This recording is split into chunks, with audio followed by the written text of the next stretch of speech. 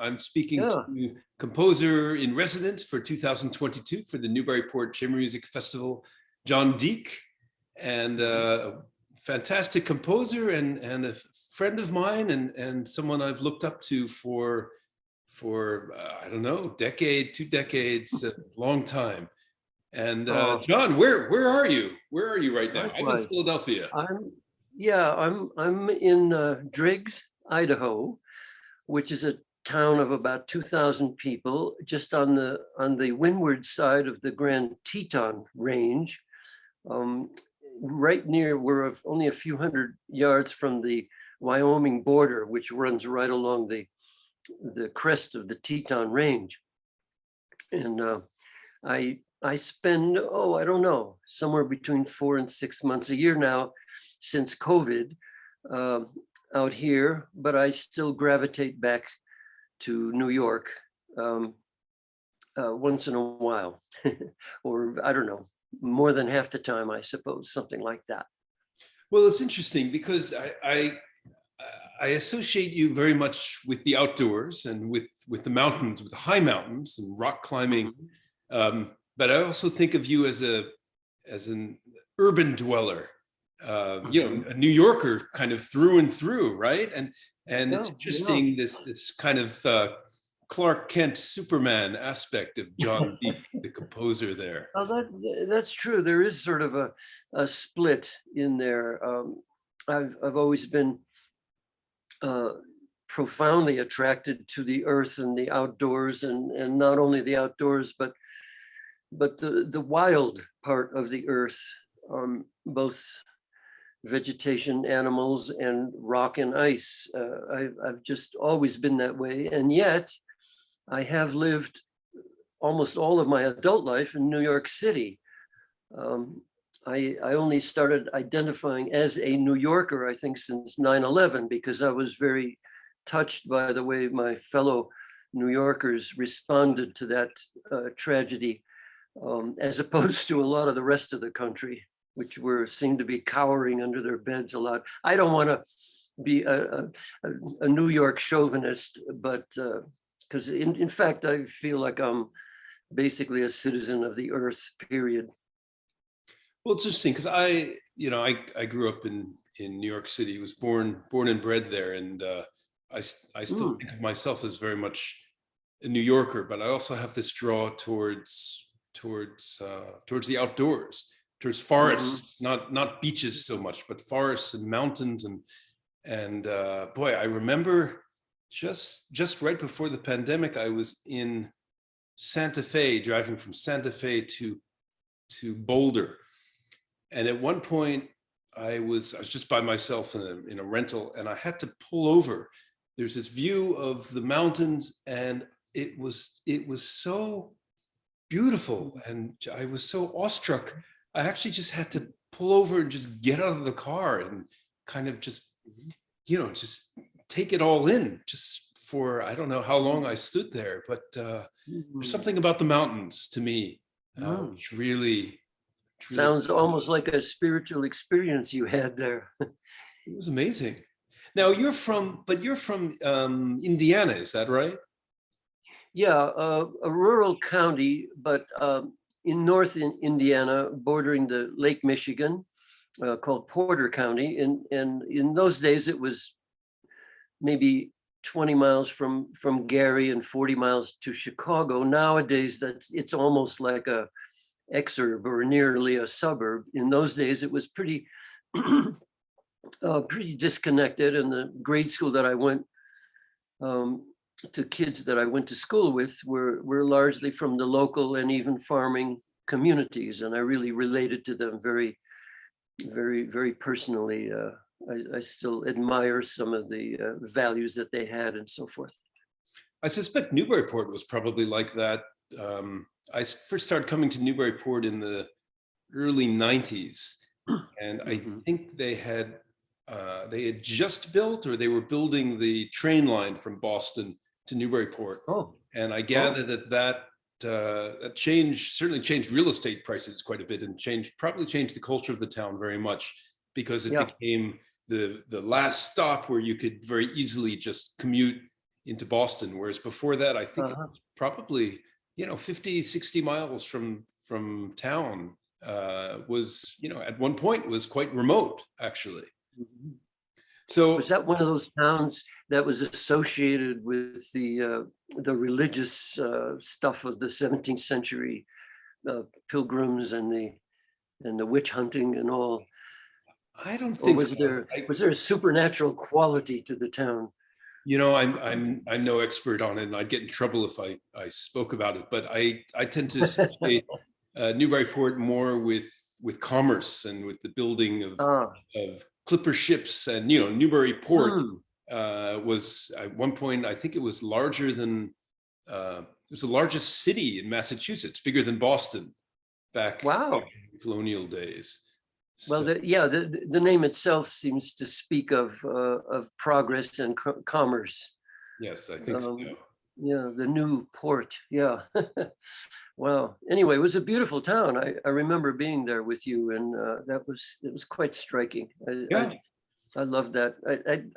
All those places in America, all the different cultures.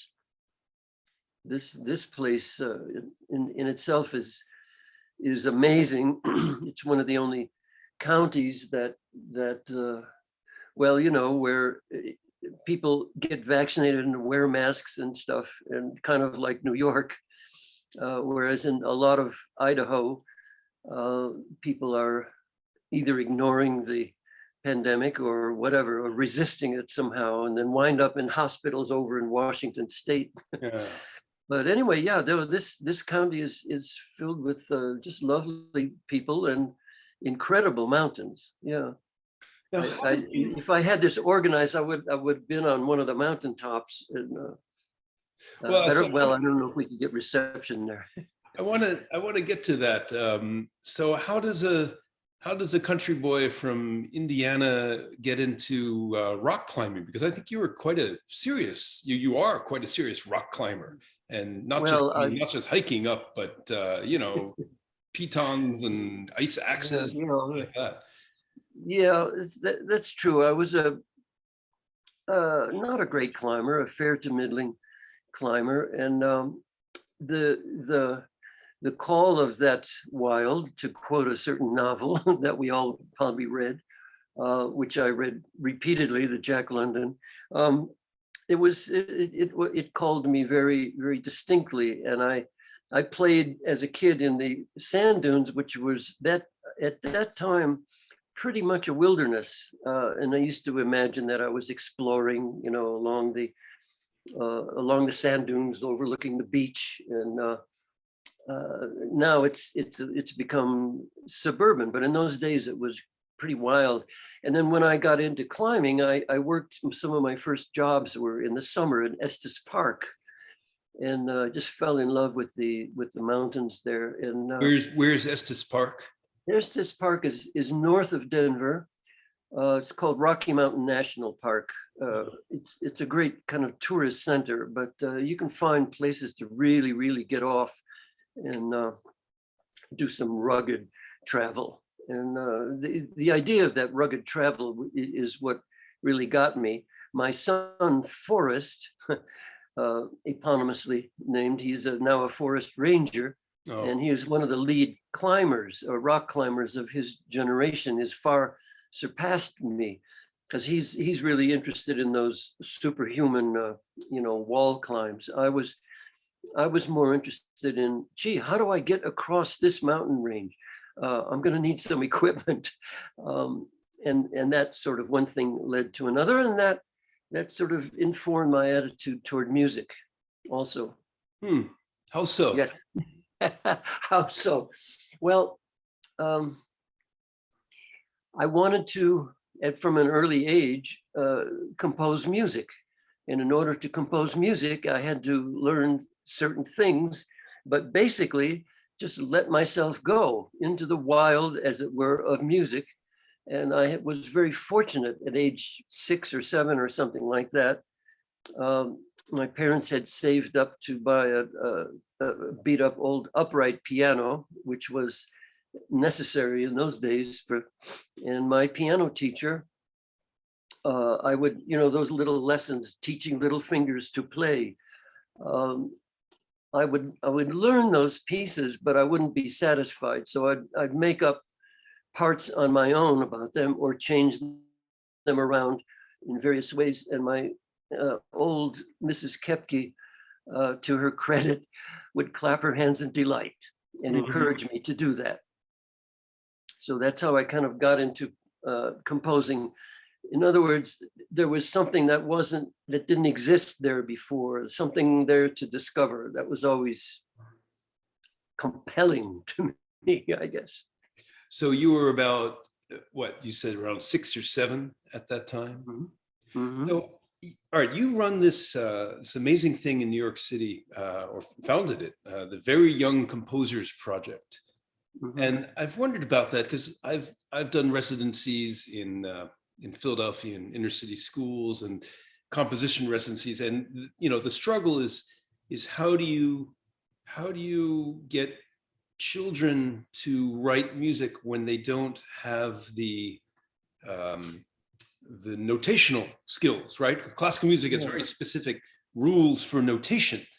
So how do you, if you have a 7-year-old or an 8-year-old, and maybe they know the basics of writing music, or maybe they don't even, right? How do you notate the music that they come up with? Yeah. Okay. So the first thing, even before any consideration of notation or putting something down in print or whatever, even before that, the first thing is to listen to the child. Once you can do that, once you can listen to the child, as many people have said, I mean, Picasso maybe most prominently, but many, many people have said, all children are born artists. The problem is remaining one, that's all. So my first piano teacher that I mentioned would encourage that. That's all. She didn't force me to say, oh, what you're using here, this is a tonic chord, or oh, you're in the minor key. She would just listen and approve basically of what I did. And that's all I needed. When we moved to Chicago at age 12, I was getting along in piano and I had a much more prestigious teacher. And when I would do the same thing with some of the etudes that I would practice, she would scold me and say, who do you think you are, Mozart? You play what's written. And that's what discouraged me for, oh my God, maybe 5-10 years before I wrote any more music. The notation, David, is actually of secondary importance. And it is of itself a mechanical process, and even a dangerous process. We tend to make a Procrustean bed, or some sort of a limitation by writing a note on paper. We'll tend to write an 1/8 note and a 1/4 note, when in actuality the child is singing something in between, not exactly. And the other thing, of course, that people protest, they say, how can a kid who's not even in middle school compose a piece for more than one instrument and instruments, violin, clarinet, trumpet? How could they write for they don't play those instruments. They don't even know how to transpose for trumpet or clarinet. And somewhere along the line, I said, well, we can do that. We can do the notation, we can do the transposition. However, the child, you're right, the child does have to be familiar with the instrument. So we bring in professionals. This is already getting into the curriculum of it. We bring in professionals or advanced students who bring their instrument, whether it's a woodwind, piano, or stringed instrument, and play a few notes, but basically, again, listen to the child. will say, oh, okay, Mrs. So-and-so is going to come here and she's going to bring her viola. Now, what I want you to do is imagine what a viola sounds like, or you could look online and hear, but I want you to be ready when she comes to have at least two sounds that you want her to make or a melody. So that the thrust of the instrument is not, oh, how I can play a Paganini etude or the excerpt on French horn from Strauss's Heldenleben or something like that. The emphasis is on what the child conceives of the instrument and interacts with it. So they own it. That's really getting into a lot of specifics, but it really, I was shocked at how well it works. But it's a big struggle. Oh my gosh. Administratively with the kids, you have to have such patience, and with teachers and administrators. Oh, wow. It's a long process, and I don't blame people for making it so. Well, but I mean, the rewards are woo. People who are, you get these people who are wonderful, just wonderful teachers, natural pedagogues with young students, and that's an incredible skill to be able to be on and engage for so long with I don't know, 5-year-olds, 10-year-olds. It's easy. College students, that's easy, but that's a very special skill indeed. Yeah, well, yeah, you just I don't know, I just say two things. It boils down to two things for the teaching artists that I have to work with kids: patience and persistence. That's all. If you can do those, you're most of the way there. And you know what, some of the forerunners of teaching artistry, Eric Booth and Maxine Green, emphasize that 80% of what you teach is who you are. And so the child is very, very, very aware of who the person is who's talking to him or her, and or whether they're listening or whether they're pontificating, filling their empty heads with their nectar of wisdom or something. You have to do that to a great extent when you're teaching, science, math, world history, things like that, and even violin. There's a right way and a wrong way, in to a great extent. Well, not always the same, but there's a continuum of black and white thing, decisions that are made there. But in composing, it's very, very. It's so vague that it's kind of better to let it happen, because so many times you would misjudge a kid's output, willingness or unwillingness to write, as being indicative of their creative potential, when it's really not.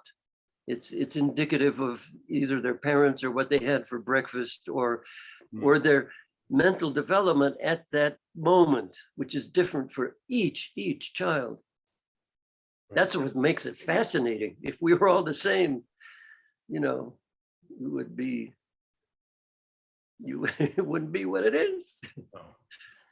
I remember working with Eric Booth, I don't know how many years ago, and but it was incredible. I mean, he, one of the big lessons is he was like, don't come in and don't. Usually, right, you come in and you say, if you're going to teaching artist or you're going to play a piece, all right, this is what we're going to play. And then you talk about the piece, and it does this and that. And here's the history. And, you've lost the audience, whether they're adults or kids, you've lost them already. And he was like, just come in. Don't even say anything. Don't say anything at all. Don't even introduce your names. Just come in and just start playing immediately. And then you can do all the rest of that afterwards. And I find that makes a huge difference, going into schools or doing outreach concerts or something like that. Don't dispense with all the introduction garbage. There's time for that. Well, you're absolutely right. You sound like you've really done a lot of that. That's and I respect that. That's good. So not everybody has that knowledge. let's go back into your history a little bit. So you composer at a young age, but also a incredibly accomplished bass player, and you played in the New York Philharmonic for decades, I believe. So Yeah. when did you first come to New York City from Indiana? Well, I didn't see New York City until I was ready to transfer, as it came by total chance to Juilliard when I was already almost 20 years old. So, but the business of playing, of instrumental stuff, and of wanting to become a musician were I don't know, two things I'll just say. One was in high school. I heard we moved to Oak Park, which is right near Chicago. It's really Chicago, and I heard the high school orchestra. I was a freshman. I heard the high school orchestra, and they sounded so good for kids, basically. And I made brave to ask the music director, Mr. Little. I said, Mr. Little, how could I play in your orchestra? I really want to play in your orchestra. I play piano. Can I play piano? And he said, well, I already have two pianists, and that's really more than I can use. I need other instruments. Well, which one? Well, come to a rehearsal and maybe you'll see. So he let me watch right behind the podium as he did a rehearsal, and he had each section. He was the kind of kindly but disciplined old man. And he would point, okay, oboes, can you play measure 14? Okay, you're a little bit sharp and you're late on the eighth note, da, da, da, da. Trombones, play measure 29, And then he says, okay, basses, play measure 22 or something. And the first bass player kept delaying and couldn't play and couldn't find the measure. And so all right, the next player, while you're finding the next player dropped his bow. And the third bass player, a girl, started to play and she burst into tears. Oh, God. And so without saying a word, Mr. Little turned to me and just kind of raised his eyebrows. And so the next day, he gave the three or four of us our first lesson. And I was by far the worst one, the least advanced, and hardly knew one string from another. But I was hooked because I love the sound. And one thing led to another there. And although I was still kind of discouraged from composing, and I went to Wait, you were Oberlin. discouraged from composing? What do you mean you were discouraged from composing?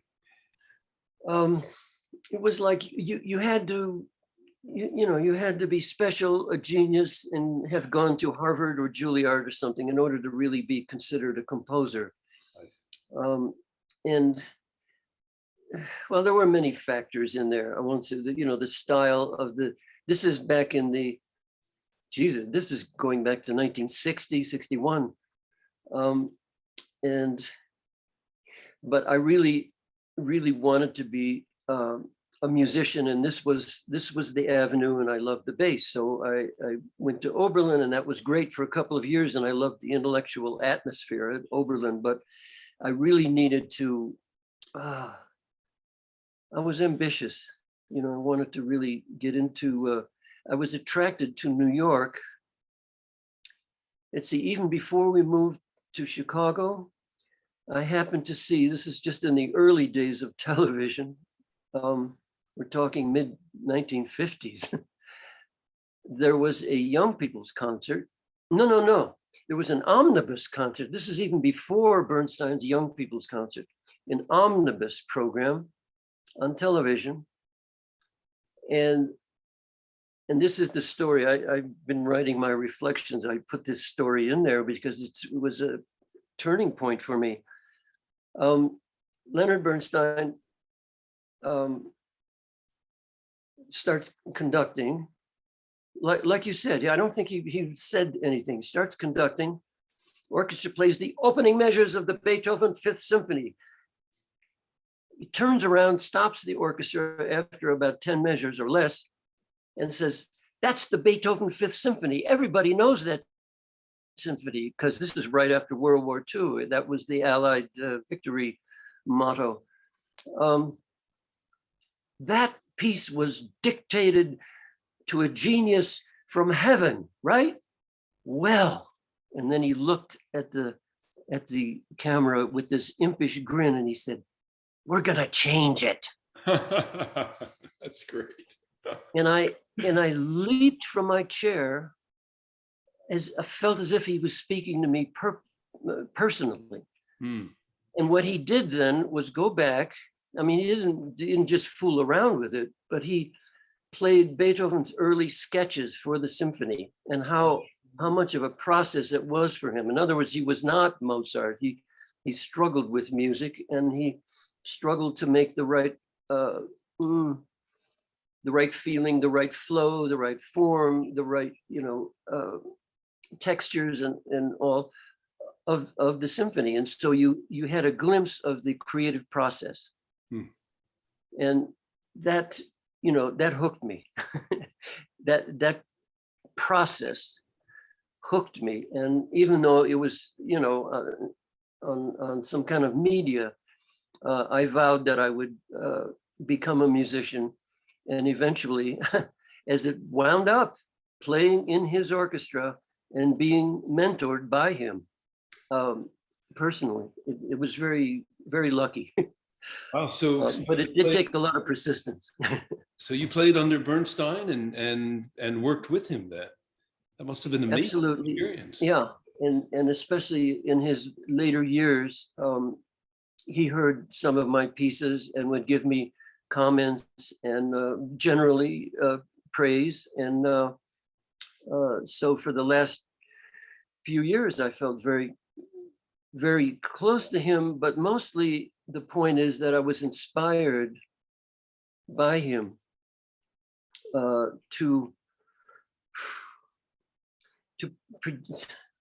well, he was a genius at projecting, speaking publicly and making the case for music, for the depth and the power of it and the centrality of it in the human experience.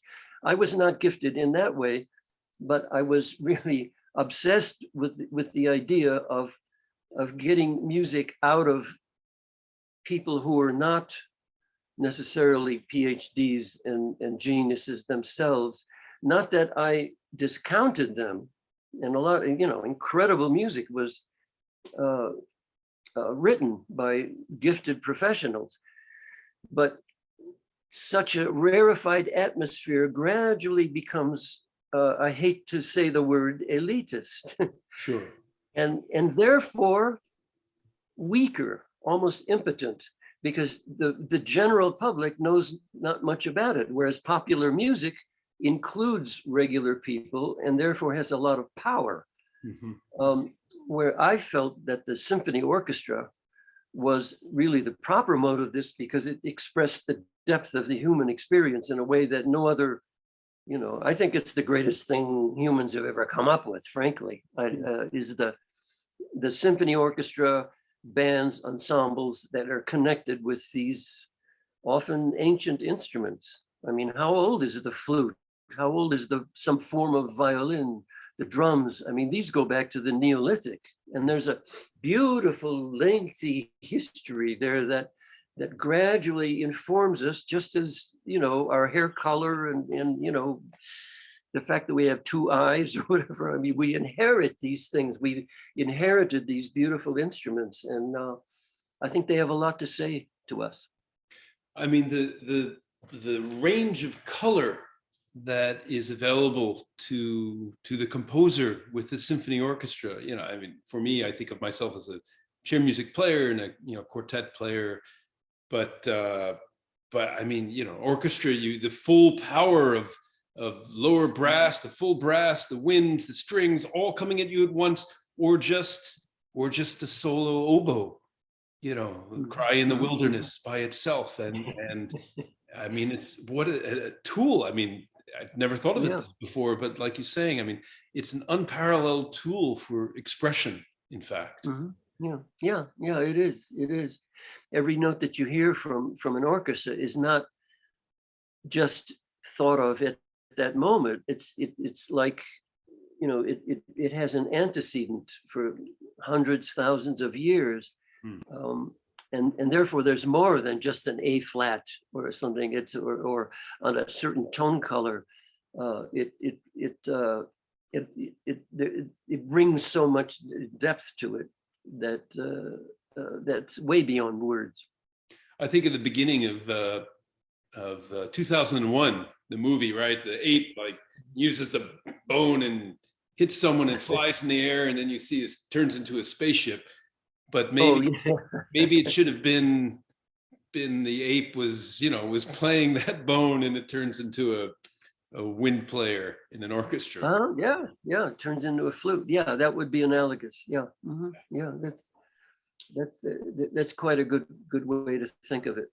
And I think kids form a deep impression of these arts at a slightly different age, but very young. The speech words happens between age 1 and 2. A familiarity, and in many cases, if a child is encouraged, beautiful flowering of expression of visual arts between ages 3, 4, 5, and 6. And then around, even though music happens very early, you can start playing the violin at age 3 easily, and many kids do, and they have an advantage. But the creativity in music happens somewhere, I find, rarely at age 7, but more often age 8, 9, and 10 is a kind of magical time where the kid is developed enough to understand a sequence of time. In other words, they start writing little essays, and that have a sequence in time, not just I saw a giraffe, but I was excited about going to the zoo, and then when we got in there, the man smiled at me, and then we went to the da-da-da-da. Some kind of sequence that goes on. Therefore, they're ready to compose sequential in time music. And that's exactly the age that I like to concentrate in, and even follow through. If you can get a kid at that age, pre-adolescence, before they're told that they can't compose music or that they're not an artist or whatever, then you can carry them through that difficult transition to adolescence when the hormones start coming on. And in fact, they can make use of that turbulence exactly in music. And that's often when great music happens. Certainly music that we would associate with jazz, blues, pop, hip hop happens very much during that middle school, adolescent age. And it's just there. It's there. And I didn't know it. I doubted it myself, but there it is.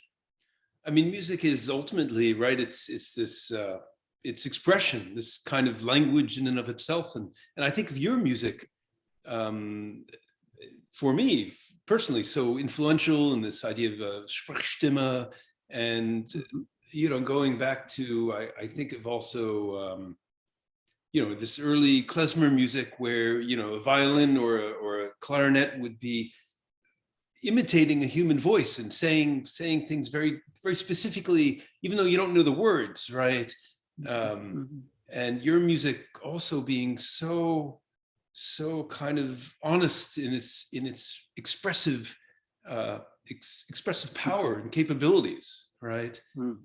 Yeah, I don't know. Yeah, I was always attracted. Well, I was interested in sounds, vocal sounds, speech, and also not so much a linguist as fascinated with the different way and rhythms that people speak.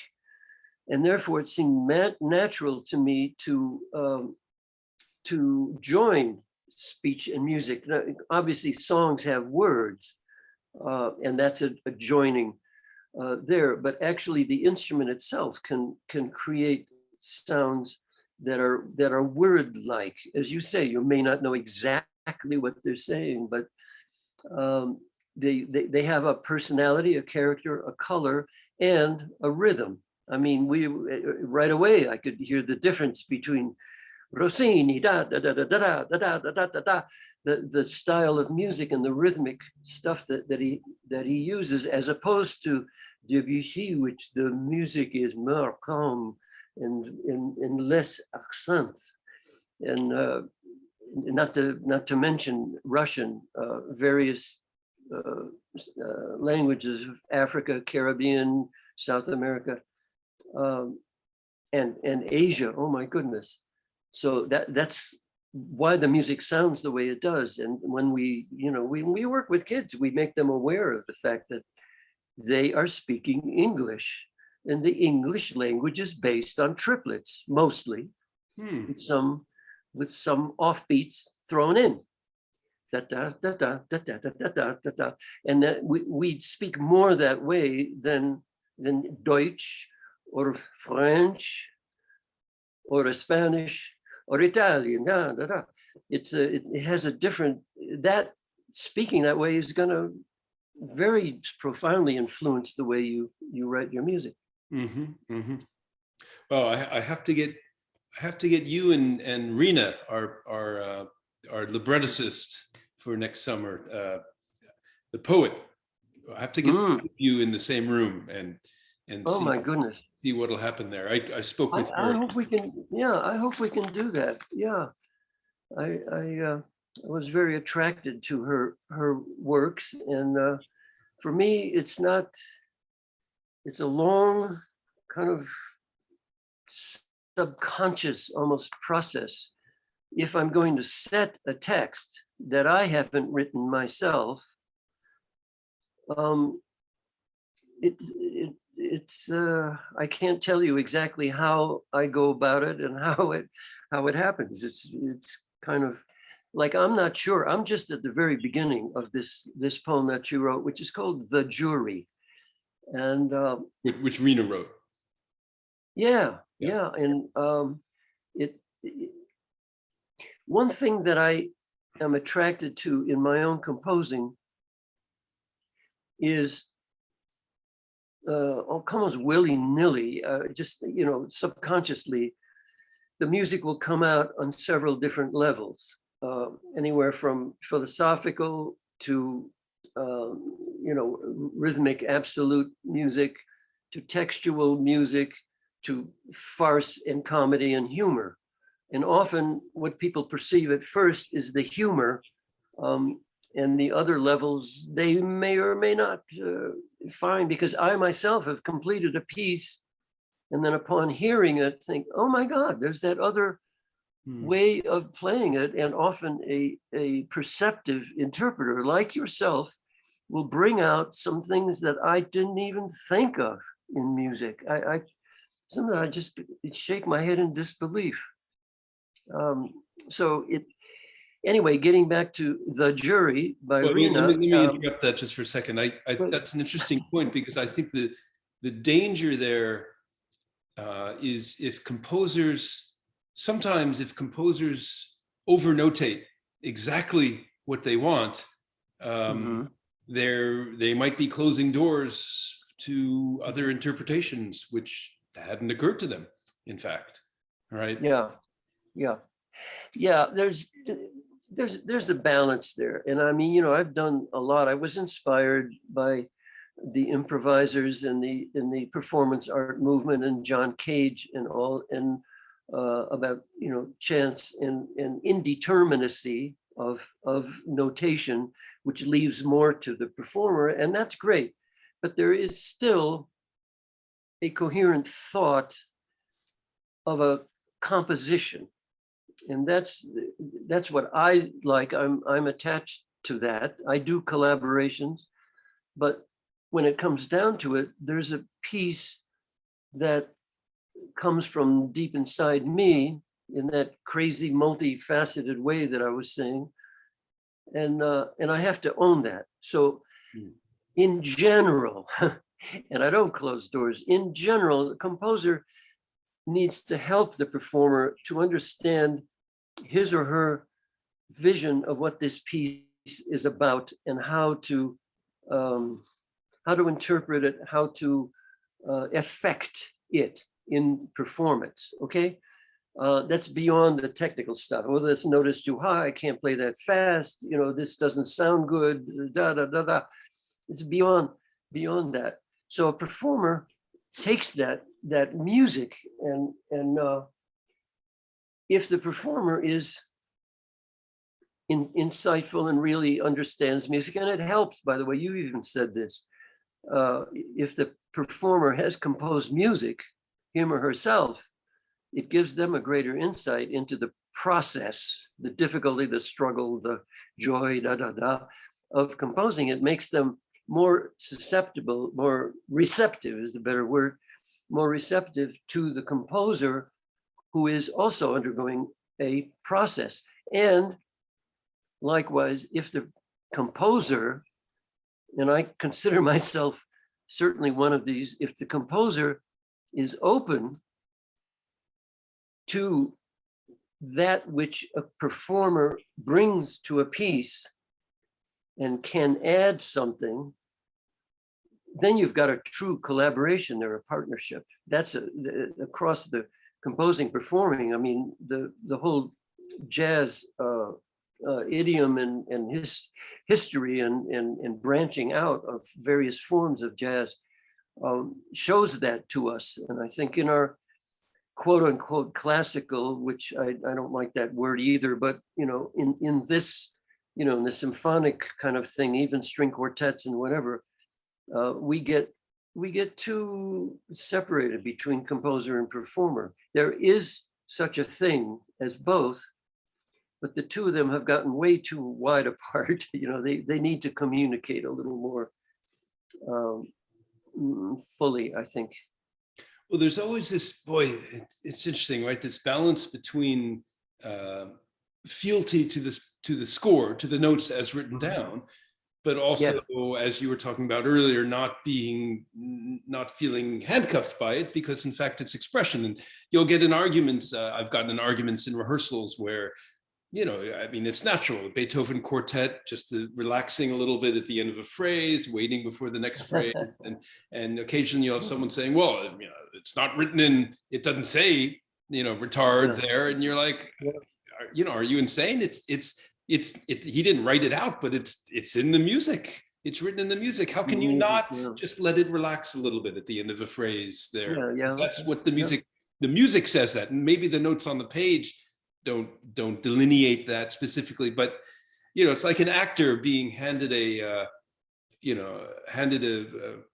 manuscript for a play who doesn't speak English, right? But they know how to pronounce it. And you read, to be or not to be, and you're just reading these words, but they have no meaning whatsoever. And somehow that you get musicians and you get into this argument where they're like, well, it doesn't say that. I'm like, well, you know, it doesn't say anything in the score. Is maybe play a little louder here and, you know, here are the notes. But I mean, that's almost nothing. But then at the same time, you can't go in and just say, well, you know, I can just do anything I want. And you know, you have to constant, you know, this pull, this push and pull between these two sides. You expressed it very well. There is no, you know, just bipolar, you know, answer to this kind of dilemma, because retaining, as you say, fealty to a score helps the score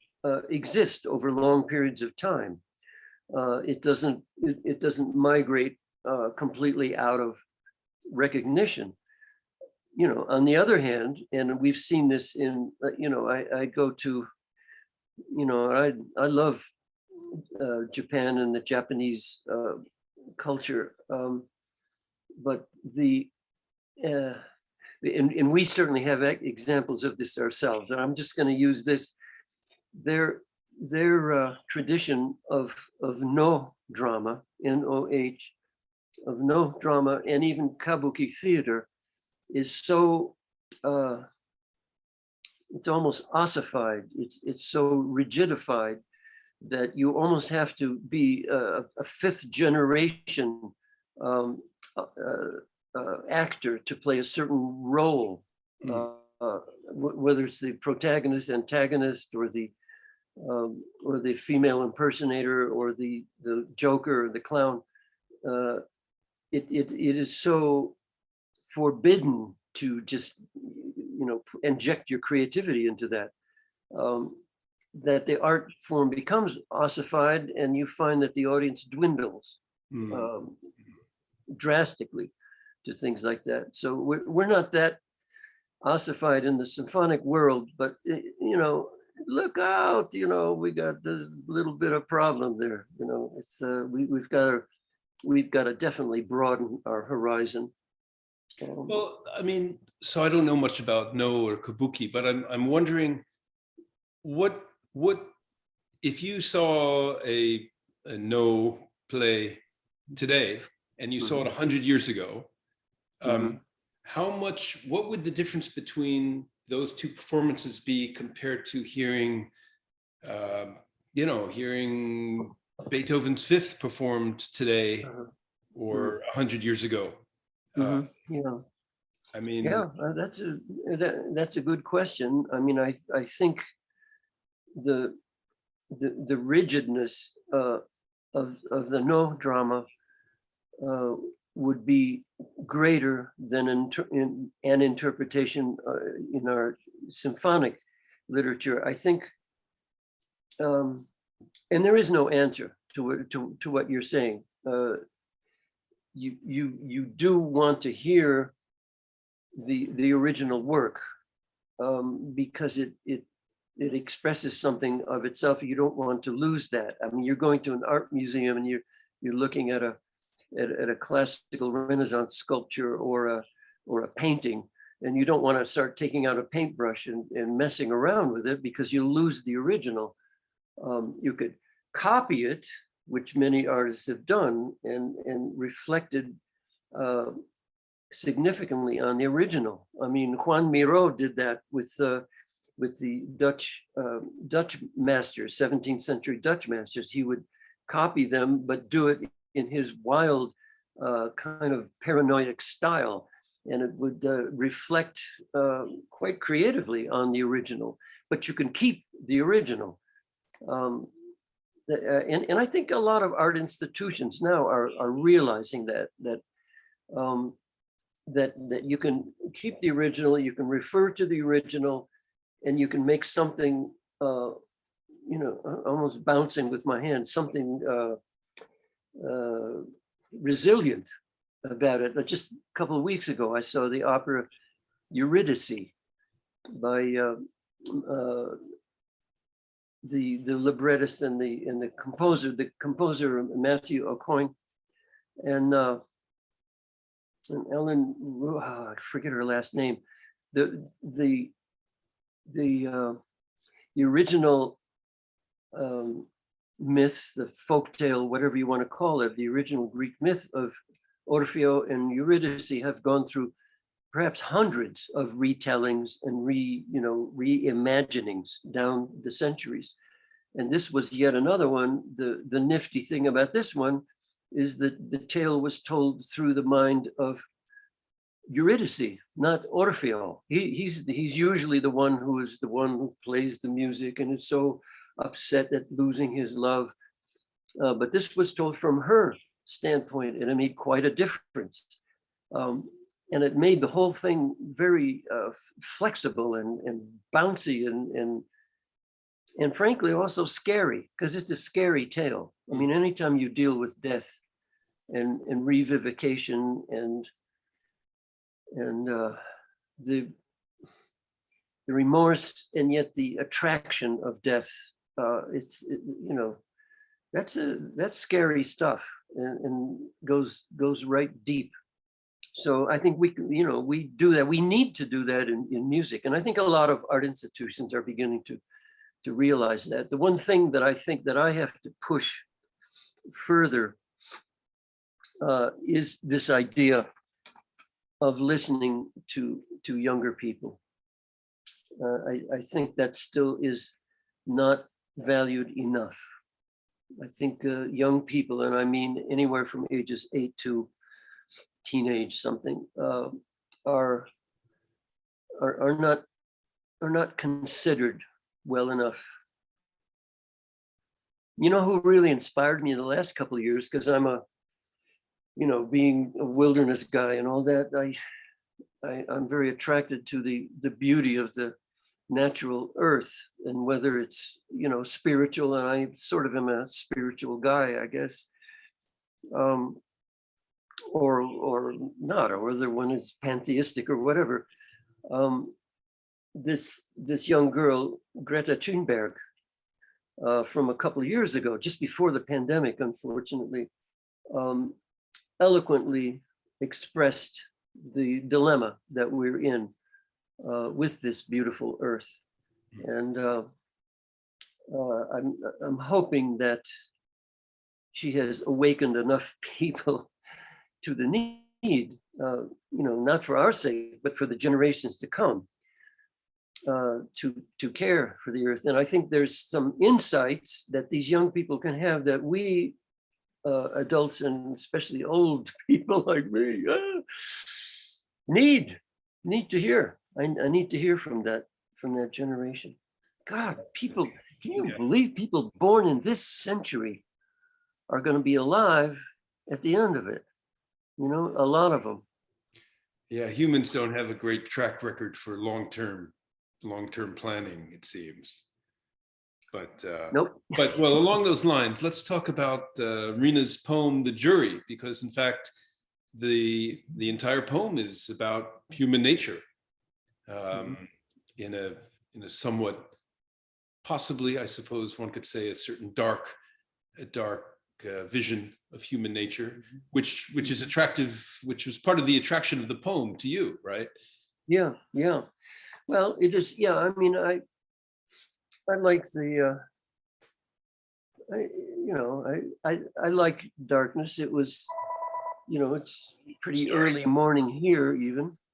Whoops, you need some. No, just anyway, it's I don't bemoan the darkness of winter and all that. And I again, as I say in my works, I find the humorous, the sardonic, the tragic, and the comedic are best when they exist in balance. It really makes a work of art, as far as I'm concerned, something that attracts me. And that poem, "The Jury," of Rena, has all that. It's got 4 birds. For those who haven't read this poem, I'll include a copy of it along with this interview so people can read it. Yeah, and you can see the 4 birds are given, of course, the power of speech, and which we basically, animals should be. They don't have our speech, but they have a power of speech, which is in some ways beyond ours. Anyway, there's just briefly, I love the four birds. The eagle looks like from the far end of a telescope at the human race and sees them as equivocal. First they'll kill us, and then they'll regret having killed us, and then they try to save us, but in doing so they mess up some other things.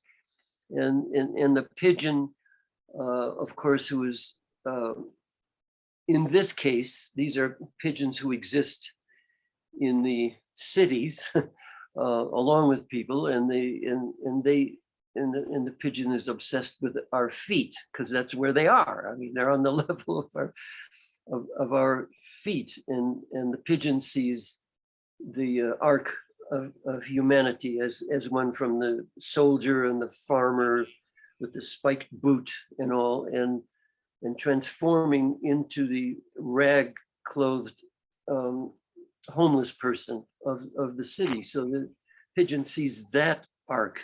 The sparrow sees the more of the effect, the quality of humanity, which is there, that where we nurture, where we love, and we humans casting out crumbs for the sparrows to eat. yeah, and even in there's a certain condescension, but the sparrow sees it in a positive sense. But the kicker, the whole thing, is the vulture, and that's where the sardonic comes in this poem. So it brings it on multiple levels, this thing. And the vulture starts off saying, "They love me, they feed me."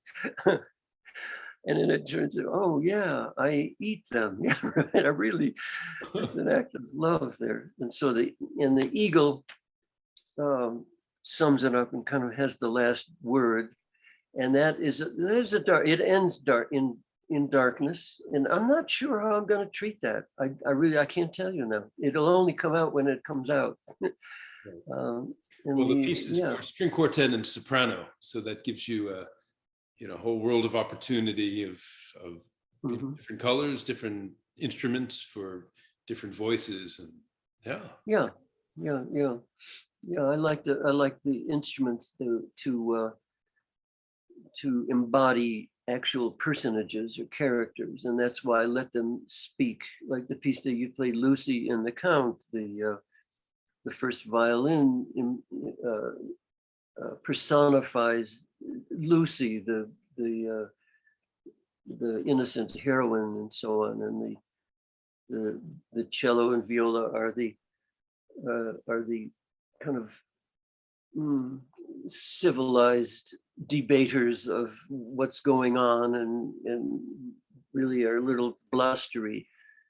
In this case, the bass is Dracula himself, and that was easy for me to personify. Writing for voice is a whole different thing, because the human voice is so quickly capable of words. And how I treat that with this poem, and with Susan Bhakti, who's such a fine vocalist. Our soprano for next summer. Yeah, I'm so thrilled. And a composer herself, in fact. Oh, quite a prominent, beautiful composer. Yeah. And so I'm not ready to say exactly how that's going to play itself out, but I know I'll probably nudge people out of their comfort zone, wind up not purposely, but just sort of happens sometimes, because that's the way the story needs to be told. So I'd be disappointed if you didn't. So well, we'll see. You don't know really, but I'll look forward to it. And wow, it's always great working with you, because you're so insightful, and you run a wonderful group up there. I really admire the work that you do, and I've missed being up there for a while, but I'll be glad to be back. Yeah, well, we're excited to have you back. And Jon, have a great day out in the Tetons. I guess you're going to be hiking or climbing, or? Well, I'll just probably be hiking a little today, getting used to the altitude and all that. And I have to be careful. I'm not 20 years old anymore, so I have to be realistic. But I don't need the vertical heights like I used to, and I'm fine just to be out there in the creation and the wonderful beauty of it all. Even though we are, like I say, we're not taking good enough care of it, but we do what we can, I guess. Sure. Mm-hmm. All right, Jon. Well, thank you so much, and can't wait to see you in next summer. Okay, it's on. Okay, Jon. Okay, my man. Talk to you Thank later. you so much. Bye. Okay, David. Bye-bye.